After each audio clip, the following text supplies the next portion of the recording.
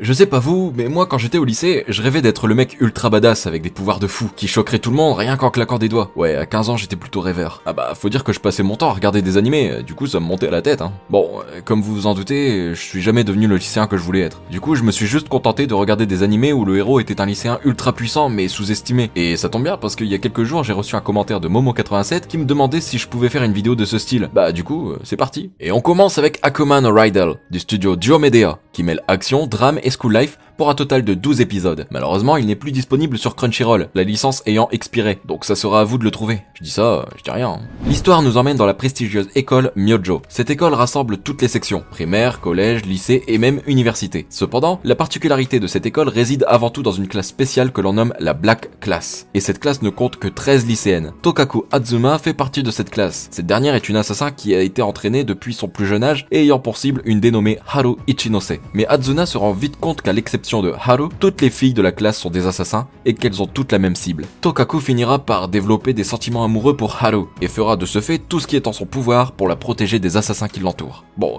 il faut que je vous prévienne, bien que je pense que vous l'aurez déjà sûrement compris. Il s'agit d'un yuri, mais je tiens à le préciser, la partie yuri de cet animé est très discrète. Je sais que certaines personnes peuvent être gênées par ce genre. Cependant, ici se limiter à cause de ce détail serait dommage car l'animé est vraiment bon. Le style graphique est magnifique, les OST sont poignantes et l'histoire plutôt bien originale. Pour être tout à fait honnête avec vous, il y a quelques défauts, comme un manque d'exploitation de certains personnages, mais en soi, ça reste un bon animé dans l'ensemble.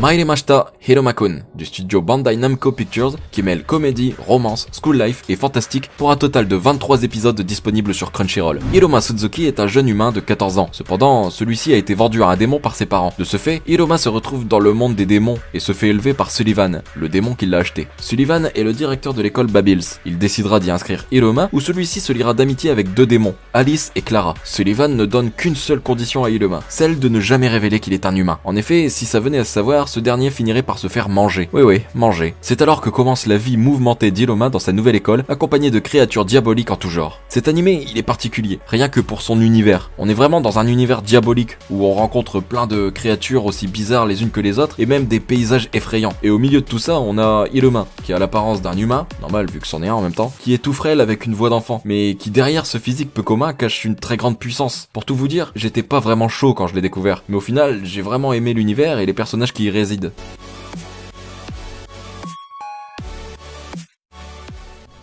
Kyosen Madoshi Kousei no Kyokan, du studio Diomedea, qui mêle action, drame et fantastique pour un total de 12 épisodes disponibles sur ADN. Il y a longtemps, des monstres possédant une apparence d'insectes ont débarqué sur Terre, chassant ainsi tous les humains. De ce fait, les humains ont bâti des cités dans les airs. Parmi ces cités se trouve l'Académie des Sky Wizards, une école chargée de former de puissants magiciens afin de combattre ces monstres. Parmi ces magiciens se trouve Kanata, un étudiant surdoué qui possède la réputation de traître à cause des événements survenus dans le passé. Un jour, celui-ci reçoit la mission de former l'équipe E601, une équipe composée de 3 filles qui ne font que subir des défaites dans leur bataille. Bon, je sais ce que vous allez dire, comme par hasard, dans une équipe de 3 filles. Ça sent le harem tout ça. Bah figurez-vous que c'est les craintes que j'avais quand j'ai commencé l'animé. Mais comme vous le savez, ou peut-être pas, le harem n'est pas vraiment ma tasse de thé. Et donc tout ça pour dire que le harem se limite juste à la présence de 3 filles au sein de l'équipe. C'est tout. Aucune allusion romantique entre eux, aucune scène qui ne laisse paraître une telle direction scénaristique, rien. Bon, on a tout de même le droit à quelques rares scènes de fanservice, mais elles restent minimes, donc pas d'inquiétude non plus à ce niveau-là. L'anime vaut le coup d'être vu pour son héros, un personnage calme, puissant et vraiment intéressant.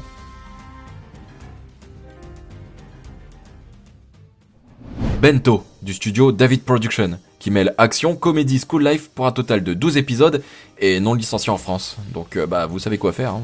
Yo Sato est un lycéen plutôt basique. Il mène une vie tranquille quoi. Jusqu'au jour où celui-ci, voulant acheter un bento pour le dîner, perd mystérieusement connaissance. À son réveil, il se rend compte que plus aucun bento n'existe. À la fois affamé et paniqué, Sato décide de chercher partout un aliment qu'il pourrait manger afin de calmer sa faim. C'est en faisant le tour des épiceries que celui-ci se rend compte qu'une terrible guerre se déroule. En effet, des combats font rage, permettant ainsi aux gagnants de remporter des bento à moitié prix. Sato se retrouvera à combattre lui aussi pour le bien de son estomac. Alors ouais, je vous l'accorde, quand on connaît pas cet animé, on peut trouver ça un peu chelou. Bah c'est vrai, c'est pas très courant de se battre pour de la bouffe quoi. Enfin, sauf quand t'as une promo sur le Nutella à la rigueur. Pour tout vous dire, j'ai hésité à me lancer dans cet animé, et finalement j'ai pas regretté. Bon, certes, l'animé casse pas des briques, hein, y a des défauts, des clichés assez gros et une histoire un peu farfelue. Mais outre ça, je vous jure que j'ai passé un bon moment. C'est hilarant et assez original pour qu'on se retrouve pris totalement dedans. Les personnages sont des gros clichés bourrés de second degré, mais ça passe bien. Si jamais vous savez pas quoi faire pendant les 5 prochaines heures, bah ça peut faire le taf.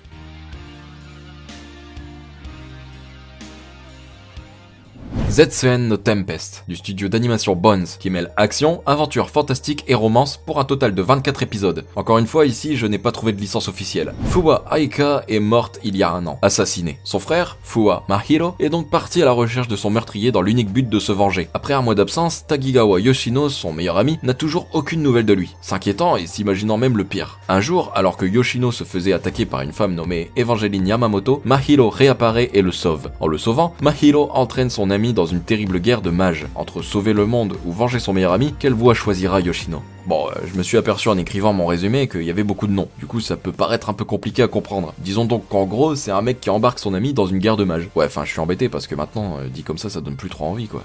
Honnêtement, cet animé, il est génial. Une intrigue prenante, des combats vraiment géniaux et des personnages vraiment cool. Ah, perso, j'ai enchaîné les épisodes tellement je voulais savoir ce qui allait se passer. Si vous aimez ce genre d'animé, croyez-moi, vous ne serez en aucun cas déçu avec Zetsuhen no Tempest.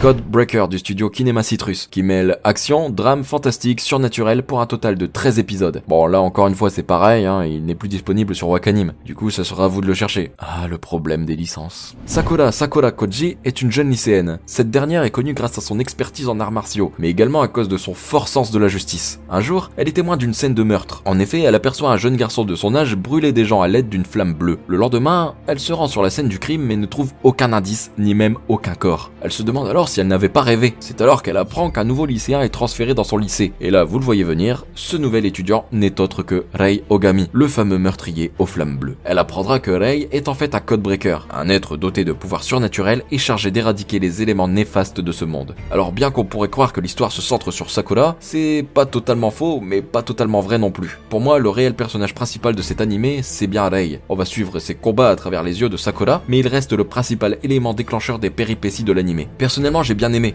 C'était court mais très divertissant. Le fait est que j'ai appris que le manga était beaucoup mieux, et après avoir lu quelques tomes, je ne dirais pas qu'il est mieux, mais plus complet. Alors si jamais vous aimez l'animé et que vous désirez en savoir plus, alors là oui, je vous conseillerais de lire le manga.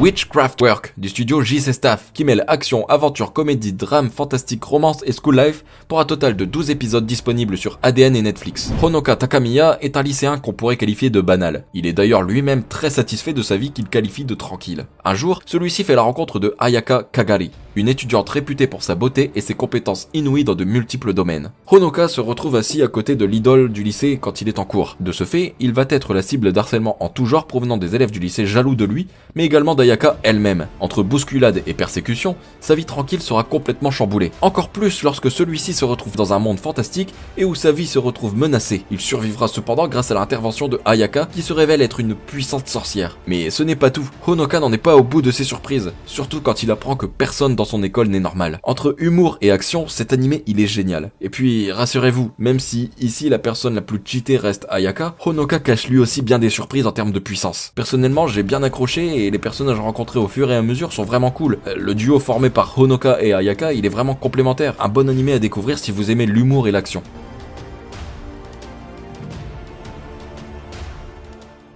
Kei, du studio d'animation Go Hands, qui mêle action, comédie, drame et surnaturel pour un total de 13 épisodes disponibles chez Kazé, donc soit en Blu-ray ou soit en DVD. Shiro est un étudiant qui mène une vie normale. Celui-ci n'a pas vraiment d'amis proches, mais il est cependant très populaire sur le campus. Cette notoriété lui permet notamment de manger gratuitement. Bah ouais, il demande régulièrement de partager le bento de ses camarades, donc en gros, il bouffe à l'œil quoi. Un jour, celui-ci est envoyé à Tokyo par Kukure, une de ses camarades de classe qui lui demande d'effectuer une petite course. C'est alors qu'un groupe d'individus étranges se met à l'attaquer au point de vouloir le tuer. Shiro se rend compte qu'ils ne sont pas les seuls, plusieurs personnes tentent de le tuer. Il apprend alors l'existence d'une vidéo. Dans cette vidéo, on peut voir Shiro assassiner quelqu'un en se proclamant le 7e roi. Un animé plutôt intriguant et bien réalisé. L'aspect graphique est très agréable à regarder, les personnages sont diversifiés et la narration plutôt bien amenée, quoique peut-être un peu trop courte, ce qui provoque un enchaînement plutôt précoce des actions. Quoi qu'il en soit, j'ai passé un bon moment en le visionnant et j'en garde un bon souvenir.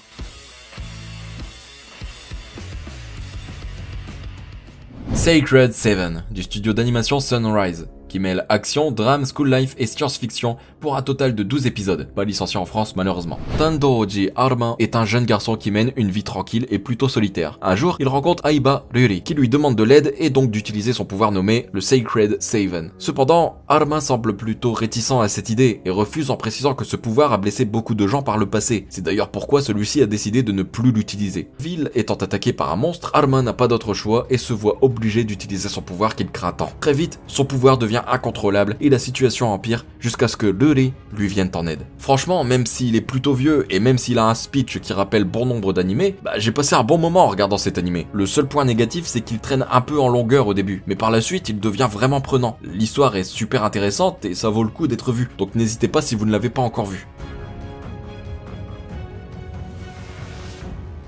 Et enfin, Noblesse, du studio d'animation Production EJ, qui mêle action, comédie, drame et school life, pour un total de je ne sais pas combien d'épisodes vu qu'il est toujours en cours de diffusion, disponible sur Crunchyroll. C'est après 820 ans de sommeil que Raizel se réveille. Durant son sommeil, la civilisation a évolué, il se réveille donc dans un Japon moderne. Raizel est un vampire qui détient le titre de noblesse, un noble au sang pur. Afin de se mêler à la population et de ne pas attirer l'attention sur lui, il s'inscrit au lycée et apprend à se comporter comme un humain de nos jours. Malheureusement, son quotidien sera mouvementé à l'apparition d'une société secrète voulant conquérir le monde, le forçant ainsi à faire usage de ses pouvoirs vampiriques afin de protéger son entourage et menaçant ainsi sa couverture. J'en avais déjà parlé dans une autre vidéo, faut dire que j'étais pas mal hypé par cet animé. Et honnêtement, rien qu'en 4 épisodes à l'heure où je fais cette vidéo, je suis déjà conquis. L'histoire est géniale et Raizel est vraiment cool. Si vous ne connaissez pas l'œuvre, je vous invite vraiment à aller visionner au moins le premier épisode. Je pense que vous ne serez pas déçus.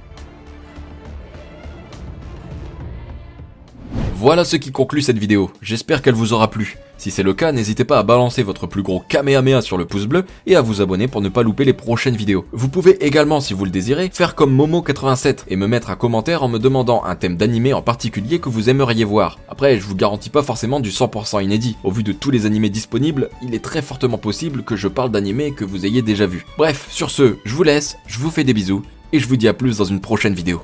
Ciao.